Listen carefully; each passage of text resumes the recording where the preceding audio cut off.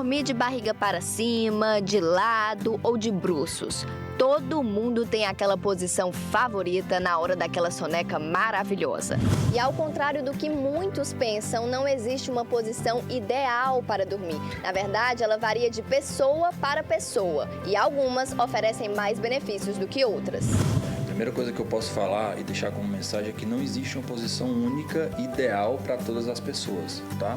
A posição ideal para a gente dormir é a posição que a gente se sente confortável. Mas, de fato, existe tecnicamente algumas posições que são mais orientadas, digamos assim. A nossa coluna tem algumas curvas fisiológicas, são curvas naturais que fazem parte da nossa anatomia. O ideal quando a gente vai dormir é que essas curvas estejam preservadas. Isso existe deitando de lado, de barriga para cima ou até mesmo de barriga para baixo. Existem maneiras corretas de fazermos essas posições.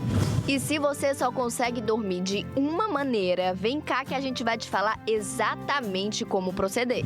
O ideal é que se a gente deitar, por exemplo, de barriga para cima, a gente consiga manter aquela curvinha da lombar, que é como se fosse um C, que se chama lordose. Para a gente manter essa curvinha preservada enquanto estamos dormindo, o ideal é que a gente coloque um travesseiro embaixo do joelho, que aí assim a gente relaxa a musculatura posterior da coxa e a lombar faz essa lordose. Da mesma maneira, a analogia serve para a posição deitado de lado. Dessa maneira, a gente deve deitar com os joelhos, com um travesseiro interpondo os dois joelhos e também com os joelhinhos dobrados para relaxar a lombar e fazer aquela curvinha que eu chamei de lordose. Por fim, a posição de barriga para baixo, de fato, é uma das preferidas, né? Mas não é a ideal, tá? Se eventualmente a pessoa só consegue dormir de barriga para baixo, aquela curvinha que a gente citou também tem que ser feita. Para ela ser feita, a gente pode colocar um travesseirozinho embaixo dos ossos aqui da bacia, um travesseiro baixinho, para fazer e acentuar essa curvinha que é a lordose, tá bom?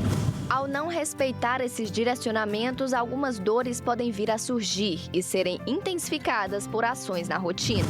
A coluna não vai sofrer exclusivamente pela postura errada, por dormir errado, né?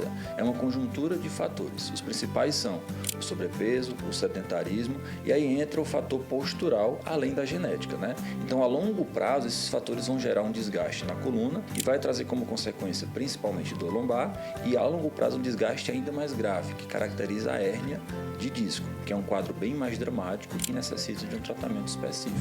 E uma pergunta que fica é: quando será que devo buscar um ortopedista ao sentir dores na coluna?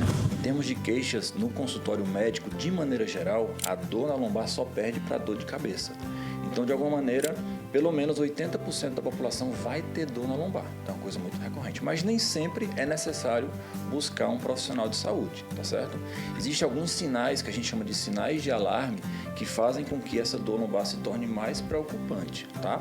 Dentre eles eu posso citar paciente vítima de algum trauma, uma queda, por exemplo, paciente mais idoso, acima de 50 anos, paciente com dor associada a um quadro de febre, paciente com dor lombar e associação com perda de peso.